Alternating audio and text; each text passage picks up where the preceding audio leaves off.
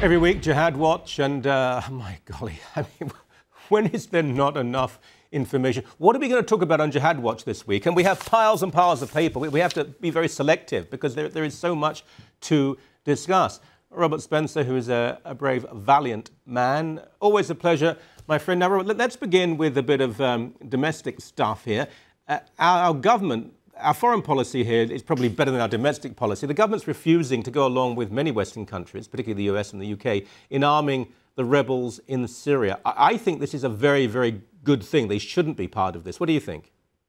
I couldn't agree more, Michael. It's really remarkable how the Canadian government has stepped up in this age of Obama. And really, you could say that at this point, Stephen Harper is the leader of the free world.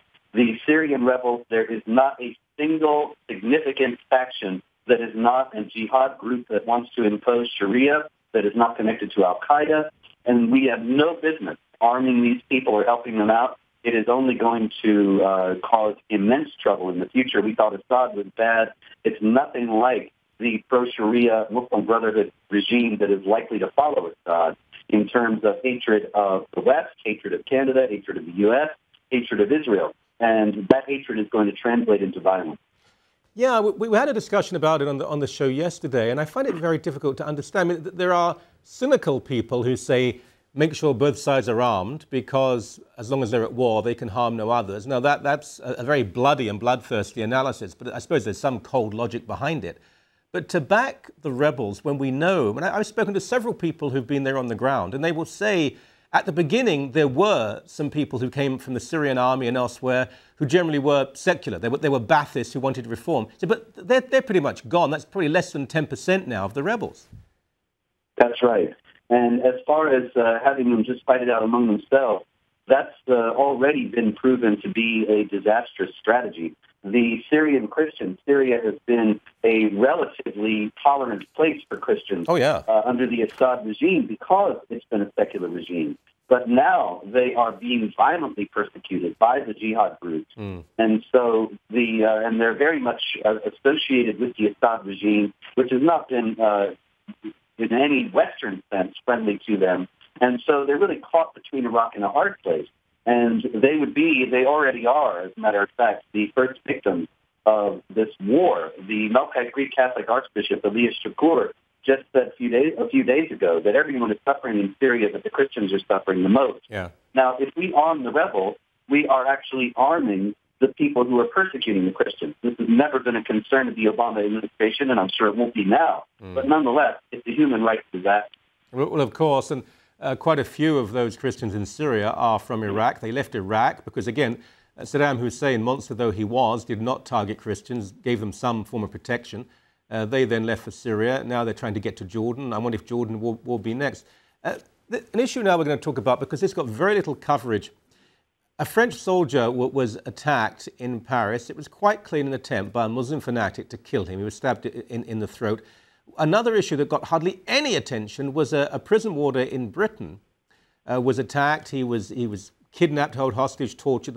He thought he was going to be killed. And there's a context there because an imam, a prison chaplain in this prison in the north of England, had told the Muslims, we should pray for the soldier who was horribly murdered. And the people in their congregation thought this was a very bad idea, and they began to riot. Now, the French soldiers had some coverage, but not much. The British incident, barely mentioned.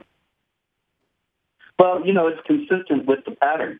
There was just a new study that came out yesterday that showed that the BBC consistently downplays Islamic jihad violence while being happy and eager to criticize Christianity, and it does so frequently.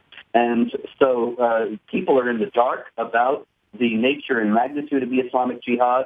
Stories like what happened to this prison warder get swept under the rug. Another one that got swept under the rug was that several days ago, a Muslim mob armed with machetes went into a barber shop in England and stabbed several people there.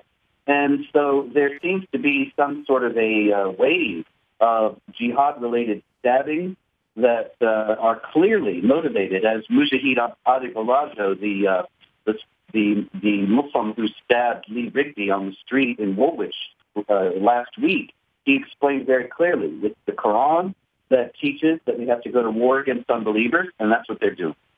That attack, that was in Accrington in Lancashire. It's not that far from Manchester. And it was a barber shop, I think, and these guys ran in there with machetes. And again, we're not generalizing here. Many Muslims are outraged at this. There are Muslim leaders who have spoken out. But there's also a sizable violent reaction, as though more has to be done now to intimidate people. War memorials have been defaced. There have been demonstrations, violent. There's a video I just saw of a woman being punched in the face by a Muslim thug.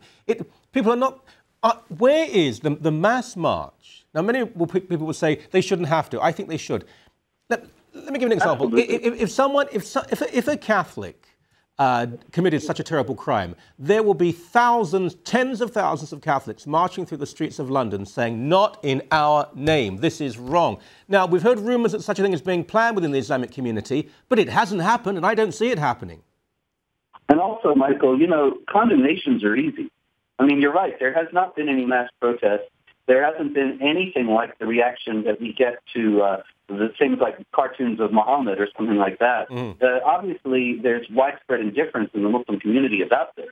But they have condemned the attack. But the question is, what's the value of these condemnations? What are they actually doing to back up their words of condemnation? There is, in fact, no program anywhere in any mosque in England or in Canada or in the United States to teach against this understanding of Islam that involves violence and hatred toward infidels, an understanding of Islam that they ostensibly reject. If they reject it, why aren't they trying to make sure that young Muslims don't fall prey to it? Well, I do know Islamic leaders, Muslim leaders, some certainly in Canada, who do teach this. I mean, I really do. I've interviewed them time and time again. But I fear that those moderate voices are being pushed increasingly into corners. I mean, just briefly as we end, because this is a direct consequence, the head of MI5, now maybe this person misspoke, but we should now spy on our neighbours. This is Britain, but it applies, I suppose, to the whole of the West. Spy on neighbours, be aware.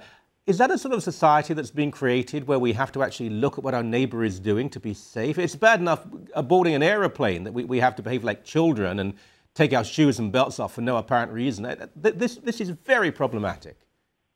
It's a consequence of the politically correct willful blindness about the nature of the threat. Because after all, after we are constantly beaten over the head with these fictional claims about Islamophobia, we're supposed to spy on Muslim neighbors and turn them in, then we'll be charged with Islamophobia and hatred. It's self-contradictory, and the British authorities, just like the authorities in North America, have to be, instead of sending out these contradictory messages, have to be realistic about the nature of the threat and speak honestly about the jihad threat that right now they're only interested in covering up, downplaying, denying, and obfuscating. Okay. Actually, the former head of MI5 who said that, in a way, she's sort of the model, because she was, I think, the first female head of domestic security and intelligence for Judi Dench in the James Bond movies. The last head of MI5 I was at university with. He wouldn't say such a thing. Always a pleasure, my friend. Thank you so much. Thank you, Michael.